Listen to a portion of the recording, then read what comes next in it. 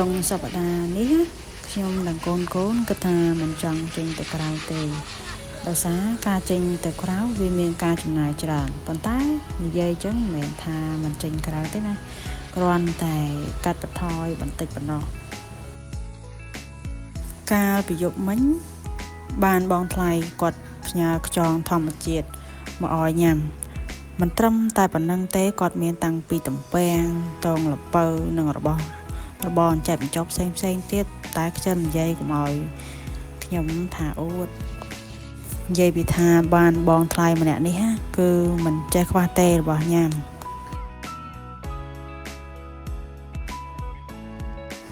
ឥឡូវឈប់អួតពីបងថ្លៃហើយចូលមកលេខមើលម៉ែកូនពី3នាក់នេះម្ដងនិយាយពីថាកម្រំបានថតវគ្គនីមួយនឹងណារៀងយូរបន្តិចហើយអ្នកទាំងអស់គ្នាសាកទេមើលណាជាអ្នកថតឲ្យកាមេរ៉ាមែនដ៏តូចរបស់ខ្ញុំនឹងហើយគឺជាកូនប៊ុនយ៉ារ៉ុងហើយគាត់ឆ្នាំនេះមានបច្ចុប្បន្ន77 វស្សាហើយដូចនេះពេលម៉ោងសម្រាប់ពីការសិក្សារបស់កូនខ្ញុំតែងតែរៀបរកសកម្មភាពផ្សេងដើម្បីឲ្យគាត់បានចូលរួមនឹងយើងជាឪពុកម្ដាយដើម្បីកុំឲ្យគាត់មានការធុញថប់តានតឹងពីការរៀនសូត្ររបស់គាត់ពេកមិនអាយហើយមិនឲ្យគាត់តានតឹងយ៉ាងម៉េចបើគាត់រៀនឡើងភ្លេចថ្ងៃអស់ហើយនោះដល់វគ្គកន្លែងនេះវិញម៉ាក់ខ្ញុំគាត់ថាថ្ងៃហ្នឹងចង់ធ្វើម្ហូបទៅវត្តអញ្ចឹងឃើញខ្យងក៏ដាក់ស្លមួយមុខទៅដែរអញ្ចឹងស្លគាត់ហើយមុនខ្ញុំទៀតលើបងប្អូនមើលតំណងដែរអត់ណា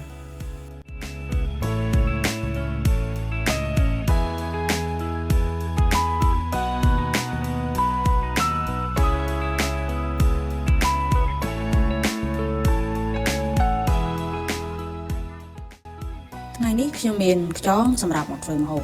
បើអ្នកទាំងអស់គ្នាមានខ្យងធម្មជាតិដ៏គួរឲ្យចង់ភ្លក់បែបនេះតើអ្នកទាំងអស់គ្នាចូលចិត្តធ្វើម្ហូបអ្វីដែរសម្រាប់ខ្ញុំឲ្យតែបានខ្យងមកដឹងតែយកទៅចំហុយជាមួយនឹងគ្រឿងផ្សំមួយចំនួនដូចជាទី1គឺខ្យងយើងនឹងហើយតាមចំនួនចំណូលអ្នកញ៉ាំតិចឬច្រើននោះឯងហើយសម្រាប់ខ្យងខ្ញុំយកមកនេះគឺទម្ងន់ប្រហែលជា2 គីឡូអីដែរទី2នោះគឺគល់ស្លឹកគ្រៃយើងយក3ដើមអីមកឬក៏បងប្អូនដាក់តាមចំណង់ចំណូលចិត្តដាក់កាន់តែច្រើនគឺវាឈ្ងុយតែវាច្រើនខ្លាំងពេកទៅជាឡើងឆ្ងាញ់វិញហើយ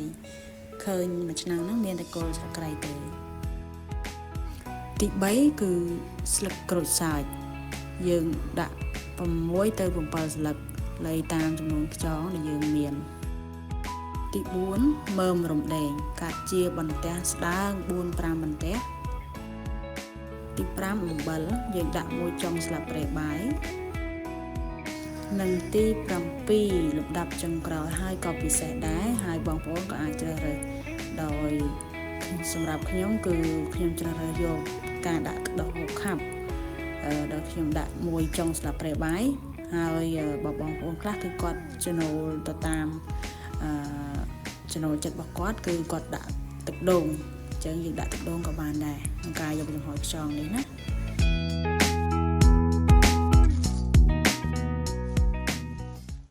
ខ្យងពេលដែលយកមក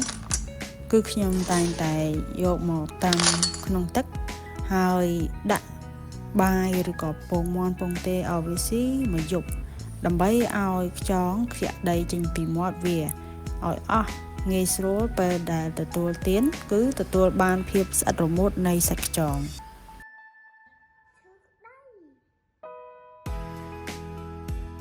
ក្រោយពេលបើកម្លាំងខ្យងអស់មួយយប់រួចមកដល់ពេលដែលយើងយកវាមកលាងឲ្យបានស្អាតល្អនិងស្រក់ទឹកឲ្យបានស្ងួតល្អហើយដល់ពេលយកគ្រឿងផ្សំទាំង7ខាងលើមកច្របល់ចូលគ្នា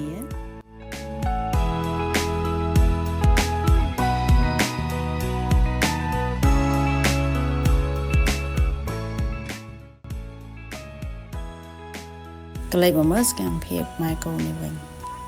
កូនថតម៉ែថតកូនថតទៅថតមកយកមកមើលវិញវិលមកតែម្ដងតម្រាំបានមកប្លង់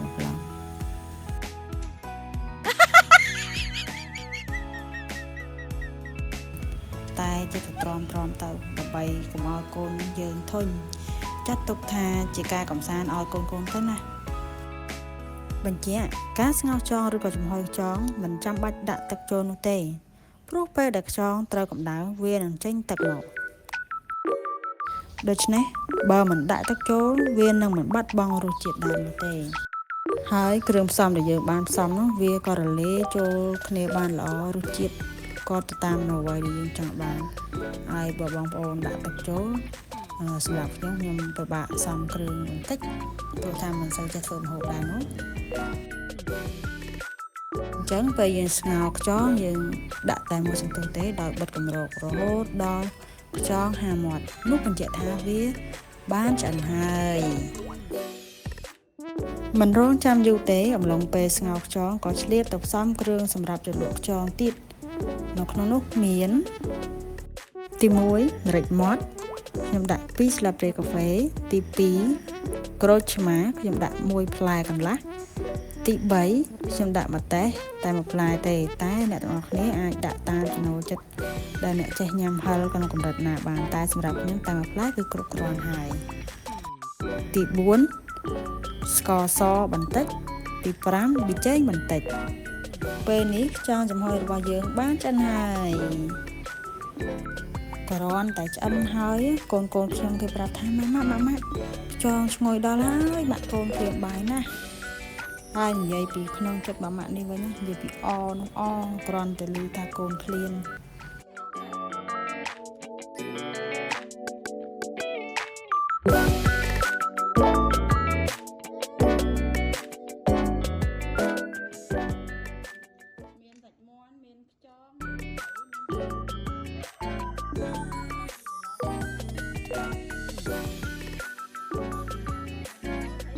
រាល់ដងណាគ្មានបានមកអង្គុយអីចឹងទេ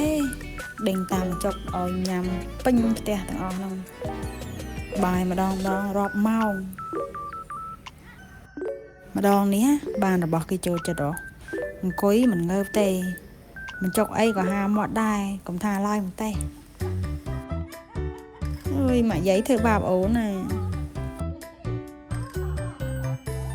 ញ៉ាំបណ្ដាជជែកគ្នាលេងបណ្ដាគឺជាសកម្មភាពដែលឪពុកម្ដាយរបស់ខ្ញុំបានបង្រៀនតាំងពីក្មេងៗដែលនេះក៏ជាសកម្មភាពមួយដើម្បីបង្កើនភាពស្និទ្ធស្នាលនិងភាពកក់ក្ដៅដល់សមាជិកគ្រួសារទៅវិញទៅមកហើយពួកគាត់ក៏មិនមែនរៀនតែមួយថ្ងៃចេះនោះដែរកាលយើងមិនមែនចេះតែមួយថ្ងៃដែរគឺយើងចំណាយពេលអស់12ឆ្នាំហើយថែម14ឆ្នាំទៀត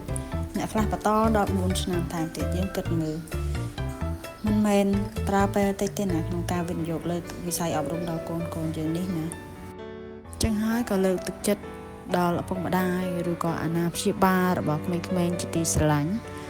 គប្បីរិះរកគ្រប់មធ្យោបាយទាំងអស់កុំឲ្យគាត់មានអារម្មណ៍ថាមានសម្ពាធឬធុញថប់ក្នុងការរៀនសូត្ររបស់ពួកគាត់អញ្ចឹងទាំងអស់នេះសុទ្ធតែត្រូវការពេលវេលាជាច្រើនក្នុងការវិនិយោគលើវិស័យអប់រំដល់កូនដែលជាទំពាំងស្នងរស័យនៃពេលអនាគតហើយខ្ញុំបច្ចុប្បន្នក៏កំពុងនឹងបន្តសកម្មភាពដោយឪពុកម្ដាយដែលបានបង្រៀនខ្ញុំកាលពីកុមារភាពទៅកាន់កូនជាទីស្រឡាញ់របស់ខ្ញុំដូចគ្នា